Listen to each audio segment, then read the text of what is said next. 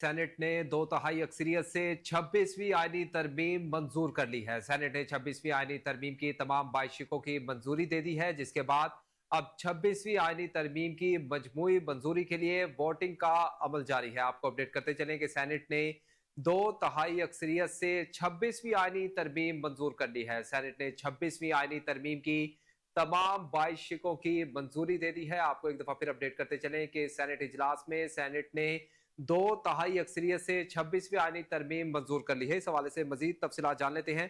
Deputy bureau chief Islamabad Mustafa Khan ने हमें join किया है। मुस्तफ़ा, आगाह कीजिएगा, सेनेट में क्या गहमा गहमी रही और तमाम बाइशिकें मंजूर कर ली गई हैं? जी बिल्कुल।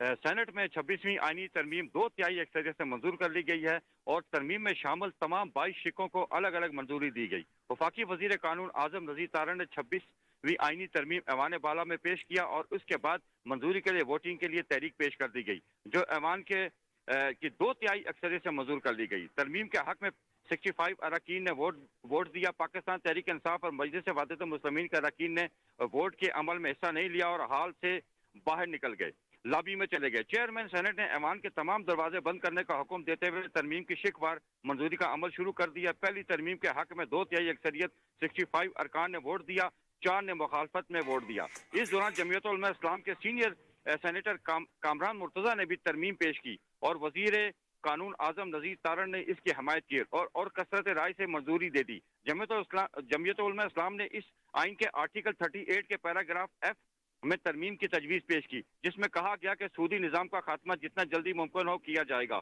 हुकूमत की हमायत पर ऐवान ने आर्टिकल 38 में तरमीम मंजूर कर ली। 65 अरकान ने हक में वोट दिया, जबकि मुखालफ में कोई वोट नहीं दिया गया। आर्टिकल 48 तरमीम सेनेट में मंजूरी के लिए पेश की गई। वजीर आजम और काबीना की जानिब से सदर को भेजी जाने वाली किसी भी एडवाइस पर कोई अदारा, कोई ट्रिब्यूनल और कोई अथॉरिटी कार्रवाई नहीं कर सकेगा। सेनेट ने आर्टिकल 48 में मौजूदा तरमीमी कसरत राय से मंजूर कर ली। सेनेट ने आइन के आर्टिकल 81 में तरमीम की मंजूरी दी। आर्टिकल 88 में तरमीम के जरिए जुडिशल कमीशन ऑफ पाकिस्तान और सुप्रीम काउंसिल को शामिल कर दिया गया है। सेनेट में अदलिया से मुतालिक आर्टिकल 175A में तरमीम सेनेट में 2/3 अक्सर से मंजूर कर ली गई है। जी